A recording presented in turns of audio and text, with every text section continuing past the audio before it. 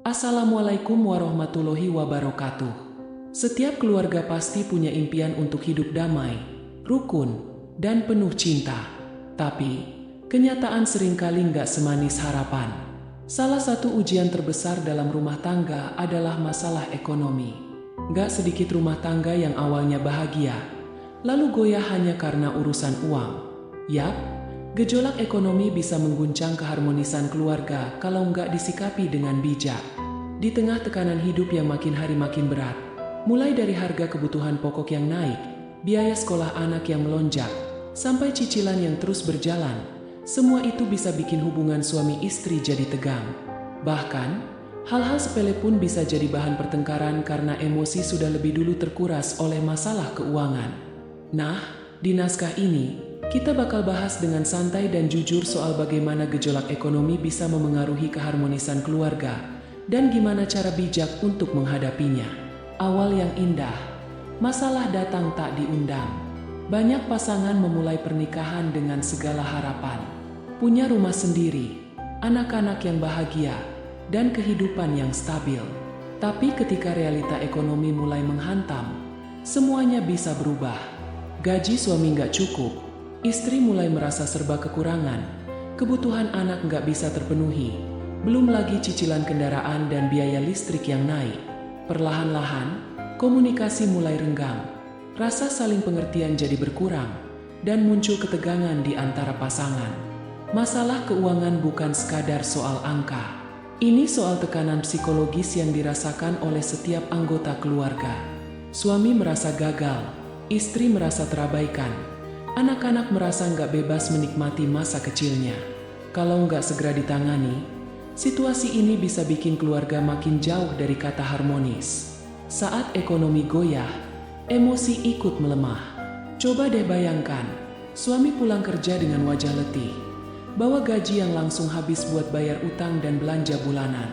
Istri, di sisi lain, juga capek karena harus muter otak biar uang belanja cukup sampai akhir bulan.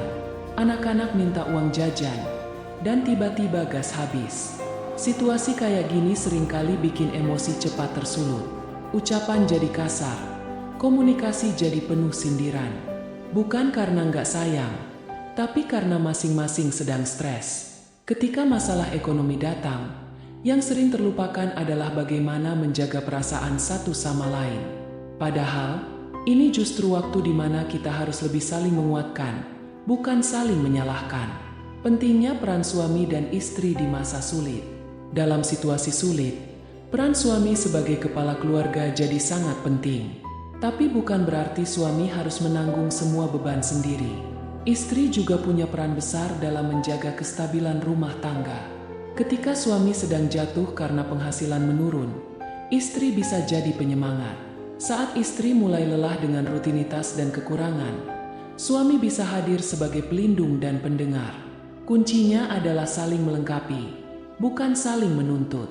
Jangan hanya fokus pada kekurangan, tapi lihat juga perjuangan masing-masing. Kadang, ucapan, "Aku percaya kamu bisa lewatin ini," dari istri bisa jadi penyemangat luar biasa buat suami. Komunikasi, obat mujarab di tengah gejolak. Salah satu penyebab utama keharmonisan rumah tangga terganggu saat krisis ekonomi adalah buruknya komunikasi. Suami stres tapi nggak cerita, istri kecewa tapi cuma ngambek. Lama-lama, jarak emosional makin lebar. Makanya, komunikasi itu penting banget. Nggak harus selalu bahas uang. Kadang cukup tanya kabar, dengerin keluhan, atau bilang terima kasih. Itu sudah cukup bikin pasangan merasa dihargai. Kalau memang keuangan sedang sulit, bicarakan dengan tenang. Buat rencana bareng. Kurangi gaya hidup yang berlebihan. Yang penting, tetap kompak. Karena badai ekonomi bisa dilalui asal pasangan saling percaya dan terbuka. Bijak mengatur keuangan. Kunci awal meredam gejolak. Nggak semua masalah ekonomi datang dari pendapatan kecil. Kadang, gaya hidup yang gak sebanding dengan penghasilan juga jadi sumber bencana. Saat keluarga memaksakan hidup mewah demi gengsi, padahal penghasilan pas-pasan, itu sama aja dengan menggali lubang sendiri. Mulailah belajar bijak dalam mengatur keuangan. Bedakan kebutuhan dan keinginan. Bikin skala prioritas. Gak perlu malu hidup sederhana. Yang penting tenang dan bahagia. Kalau memungkinkan, istri bisa bantu menambah penghasilan dari rumah. Misalnya jualan online, jadi reseller, atau buka jasa kecil-kecilan. Asal komunikasi tetap baik, gak akan ada masalah dengan peran ganda ini. Anak-anak juga terpengaruh. Jangan lupa, gejolak ekonomi juga berdampak pada anak-anak. Mereka bisa merasa tertekan kalau sering lihat orang tuanya bertengkar. Mereka bisa merasa bersalah kalau permintaan mereka selalu ditolak. Padahal, mereka belum tentu ngerti apa itu krisis ekonomi. Itulah kenapa penting banget menjaga suasana rumah tetap hangat meski sedang sulit. Libatkan anak-anak dalam diskusi ringan. Jelaskan kondisi dengan bahasa yang mudah dimengerti. Ajari mereka hidup hemat, bukan hidup dalam kekurangan. Dan yang terpenting, jangan jadikan anak sebagai pelampiasan emosi. Spirit keimanan di tengah krisis. Sebagai keluarga Muslim, iman adalah fondasi terkuat. Di saat ekonomi sedang goyah, jangan lupa untuk kembali kepada Allah.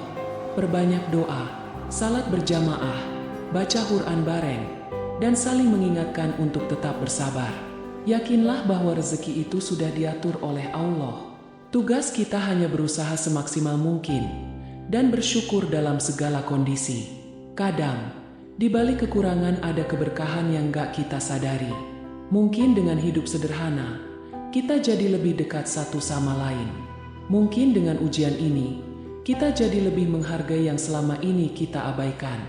Gejolak ekonomi memang bisa mengguncang keharmonisan keluarga, tapi itu bukan akhir dari segalanya. Justru saat itulah kualitas hubungan diuji. Apakah kita tetap saling menggenggam tangan saat badai datang? Atau malah saling melepaskan dan menyalahkan? Keluarga yang harmonis bukan berarti nggak pernah ribut. Tapi mereka tahu caranya saling memaafkan, saling memahami, dan saling menguatkan. Ekonomi boleh naik turun, tapi cinta dan kepercayaan harus tetap stabil. Jangan biarkan uang jadi alasan renggangnya hati. Karena pada akhirnya, yang membuat rumah menjadi tempat paling nyaman bukan seberapa besar penghasilan, tapi seberapa besar kasih sayang yang kita tanam di dalamnya. Wassalamualaikum warahmatullahi wabarakatuh.